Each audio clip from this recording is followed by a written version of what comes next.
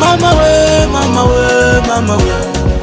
ukusangalala makolo wako akufutika kumusi ukungo kali la moha achita soa pokona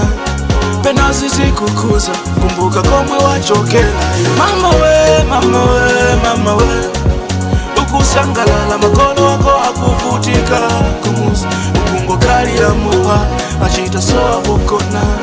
penazi zikukuza kumbuka komwe wachokela iwe makolo nakulela bwino ukula nakula so bwinoka sukulu napunzira bwino pano ndiwe nchana uli ntawunimu koma makolo suwaganiziraka makolo kumakona ndi njala makolo kumadyaterere akadya somba ntiye kuti yapembayi makolo kukalira kolowa iwo kukwasula ntawunimu amayi ako akusowa chitenje abambo alibe sapatoka iwe makolo akusowa zofunda kufunda amafunda mbama iwo kukwasula ntawuni ukunjo yaso ndi mahuleka iwe mama we ukusangalala makolo wako akufutika kumusi ukungo kali la moha achita soa pokona penazi zikukuza kumbuka komwe wachokela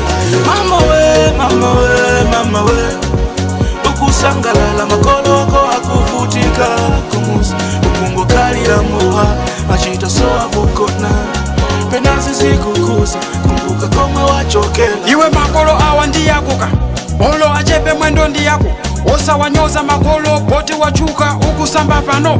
uzilemekeza makolo uwakulire kuku adyekuka makolo asadanda ule koloso lisafale sozigamba iwe makolo ayenera kunjoya olo kambuzi uwakulire makolo azikwasula nawoso adyeko kanyama iwe makolo asadyeteleleka omwe iwo kukwasula zinkukuka makolo uwakulire nyama nawoso azikala kunjoya mama we ukusangalala makolo wako akufutika kumusi ukungo kali la moha achita soa pokona penazi zikukuza kumbuka komwe wachokela